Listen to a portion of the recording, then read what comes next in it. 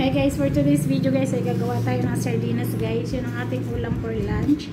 Papatikin ko sa akin mga kasamahan guys. May water tayo dito guys. Ilagay natin ang asin. Yan. Now ilagay natin yung ating isda. Gagamit tayo dito guys ng isdang alumahan. Ibabad lang natin dito guys ng 30 minutes.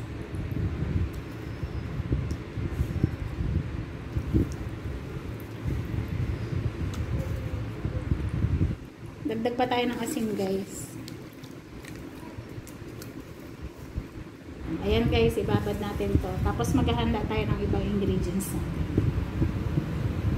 Magagawa na tayo sa salang natin. Kailangan natin ng pressure cooker. Ngayon, maglalagay na tayo dito ng paminta, laurel, and then bawang, at saka itong ating carrots. Now, ilagay na natin yung ating fish.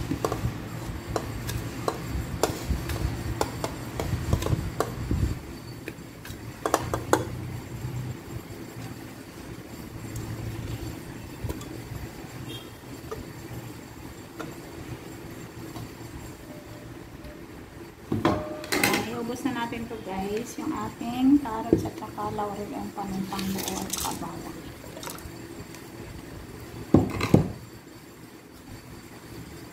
Now guys, mag-a-add ako ng konting asin. And then, maglalagay tayo ng konting soy sauce. At saka itong ating olive oil. Hindi ko dadamihan ng oil guys kasi pang sarili lang naman to.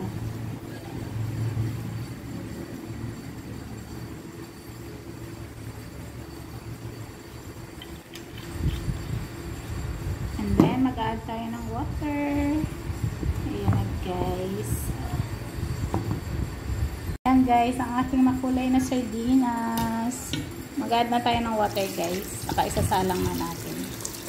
Ayan, tama na yan siguro.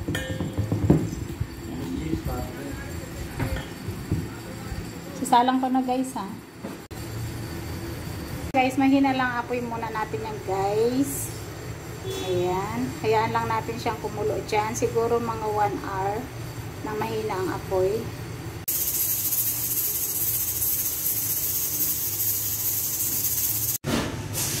Ayan guys, nilagyan ko na siya ng sili guys.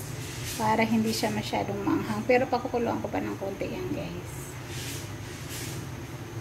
Ito ang finished product guys ng ating alumang sardinas.